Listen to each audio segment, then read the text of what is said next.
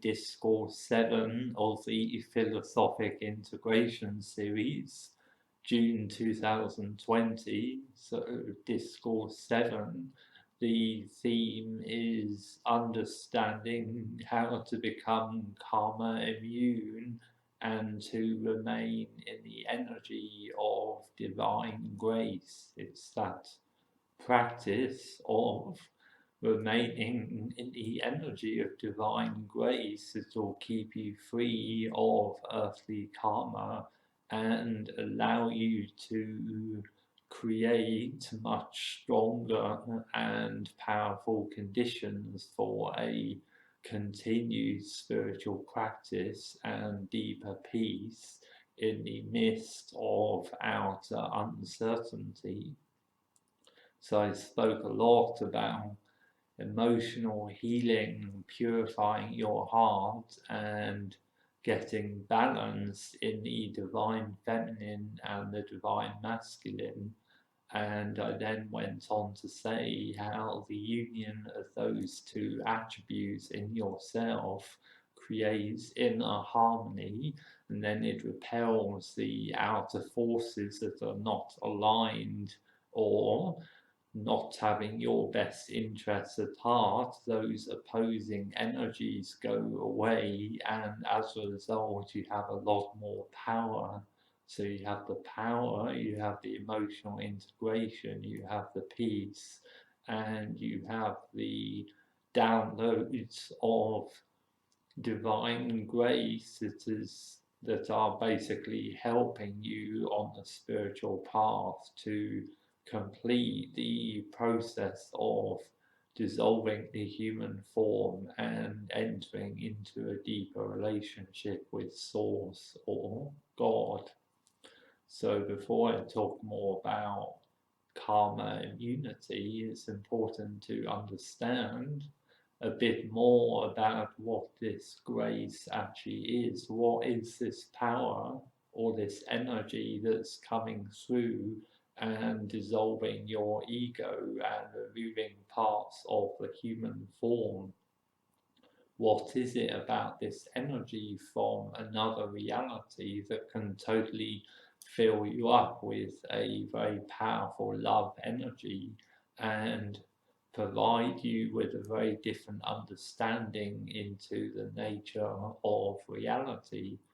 You know, at this point on the path, it can be useful to take a lot of time to reflect on my life journey and what's happened to me, but also to reflect upon your own spiritual practice and your own experiences and start to ask some deeper questions like, what is this energy from another world? You know, what's its purpose and why is it coming into our awareness now? And how can we use that best in our spiritual practice to make an ascension? Because you can hear my talks, you can read my books, but ultimately that's only a transmission tool. The real energy is behind the books, behind the discourses. It's an energy from another world that comes through me, and it uses me to talk, to share, to write, or to host retreats. It's not me, the free spirit, that's doing that. I'm just the instrument of a higher power, a higher force that uses me to facilitate transformation in very attuned individuals. So it could be said that I'm a vessel for a higher force that's coming through to effect healing and change in individuals that are very open to my message. And ultimately, that force, that grace, that higher love coming through is a mirror for you to be able to accomplish the same in yourself, to make contact with that higher dimensional energy, however you perceive that, as God or love, as an alien energy. make friends with that energy because it's very benevolent. It won't hurt you. It's grace, it's love, it's insight, it's the energy of enlightenment, and it's a different dimensional frequency that's looking to dissolve our attachment to the human form and the ego that keeps us bound to the wheel of karma. It can only work if you allow it to, and I find in my experience, in my practice, I can only allow it to work more in me when I try and understand on a deeper level what that is. I can have a look at that force, that power, that grace intellectually with my mind and get some insights, but that's not enough. I also have to look at it from the perspective of love and feeling and energy. How does it feel in my body? How does it feel in my heart chakra?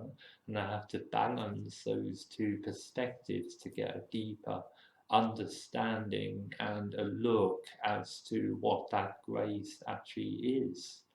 Then, once I've done that, when this grace, this power from above, or other people might see this as receiving downloads and star beings that like ramp up one's energy. It doesn't matter what you call it, but it's a phenomena that all of you have experienced to some extent. Once it starts happening, then you've got to start to deal with the massive changes that are going to start happening in your earthly life. So this touches on the theme of becoming karma immune, because the grace, the love, the power of the star beings that have come through and worked on your energy very deeply, if you allow it to, as I said before, it's going to purify a lot of your human form. So that means a lot of your earthly karma is gone. It means a lot of your ego karma is gone, and your attachment to the reincarnational wheel of death and rebirth will be significantly weakened. So the chances are you're either going to be a non-returner, or perhaps you might need to come back once to tidy up a few more things, or perhaps you can physically ascend either from the physical form without death, or going through a death process and then ascending. It doesn't particularly matter what route you have to follow. What matters more is just being authentic to the process and staying aligned to that higher power as much as you can, and doing the spiritual work as much as you can, no matter how difficult it is. When it gets very intense, very challenging, or there's a lot of resistances, as I said before, you have to start opening up your heart energy and opening up to love. Then you have to ask the higher power, your source, your star beings. You have to ask them for help and for grace, for blessing, for healing, for intervention in your life. When you're open to that and you ask for it, then you're going to receive this energy in your life. But you have to understand it comes at a price. The more you jettison the human form, the more kind of obligated you are to work with the higher conditions of that descending grace. So you might have to make difficult decisions in your life. You might have to get a bit more monastic. You might need to gather your soul group together, and you may have to resolve some remnants of very tough karmic craft. So when you come into this deeper understanding of divine grace, when this power from the star beings has really entered your life on a very deep level, and you feel very impermeated by an alien reality from another world, or permeated with the energy of the astral, this is a very fortunate sign on the spiritual path, more so if you can attain that through fasting and brahmacharya and emotional purification without having to use the ayahuasca, because it means the astral energy is far more integrated into the body, and the chances are when that alien energy, the love of the star beings, is far more integrated here, then you're going to see the results of grace. You'll find your earthly life works a lot more, and there's also a lot of power and clarity in your everyday life. You know, once you've balanced out the divine masculine, the divine feminine, you're going to be more in balance energetically, and your heart's going to be open, and this energy that it always wants to come, and it will continue to come to the extent it can come. That's grace. Once you've burned off a big chunk of your earth karma and the human form, once you've jettisoned a big chunk of attachment to your ego, you've already allowed the grace to come through, then it has to continue to do its work to complete your spiritual process in this life, whatever that may mean for you. So being karma immune means you stop making more karma. The grace that comes through to an extent will prevent you from making serious fuck-ups. You don't want to be very complacent on the path. You always want to be conscious and aware, but by and large, once you've got the descent of grace, it's going to be more difficult for you to make additional heavy karma. Having said that, you need to be conscious, aware and together in every aspect of your practice. Once you've jettisoned a big chunk of your karma, you're going to start understanding how karma works, and you'll see the relationship between the thoughts and themes running in your energy and the manifestation of events in your personal life and in your spiritual journey going back several lifetimes, if you can see into that. Once you've detached a big chunk of attachment to the karmic reincarnational cycle, you'll realize how massive the energy of karma is, and how difficult it's been to even get to the point where you can take a look at the karmic wheel from outside. That's grace in itself. Once you have that perspective, you think, okay, I'm perceiving reality from within grace and outside of the grist and grind of earthly karma. That is a very fortunate event to experience, even if it's for a very short time. You'll know when you get that, because it will be perceived as a very graceful, ascended and kind of separate reality from the perspective of earth karma.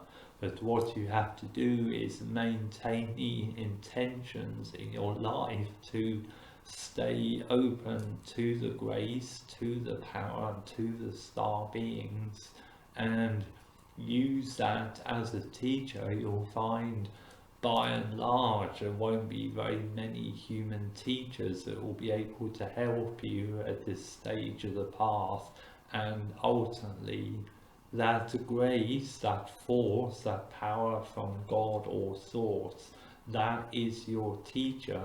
The degree to which you can surrender to that is the degree to which you can live in the good karma and the fortune of grace in this life.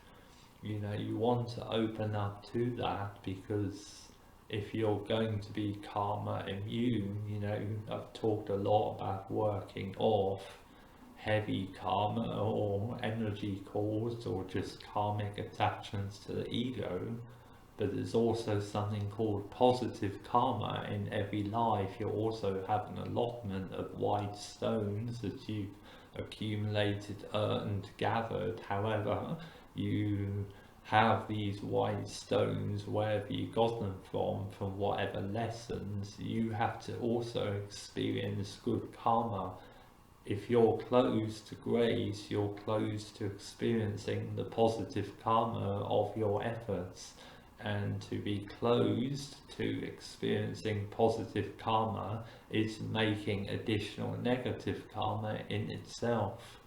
If you're going to ascend, if you're going to become non-returner and wrap up this story about being born again and again into 3D worlds, you have to allow yourself to experience positive karma, because it's positive karma that exists between the negative karma and the total release from the karmic wheel entirely.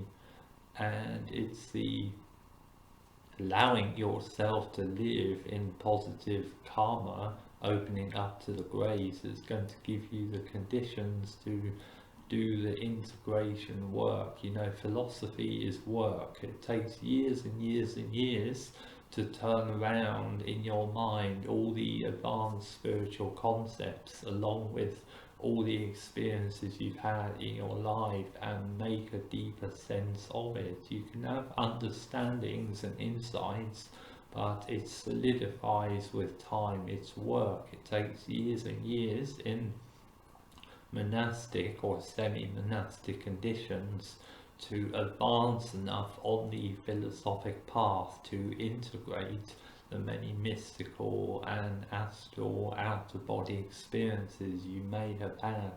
So it becomes vital to allow that grace in, so you can be purified of your karma, so that you can then cash in your karma white stones and then generate this sanctum in your energy, in your surroundings, to contain the energy of your spiritual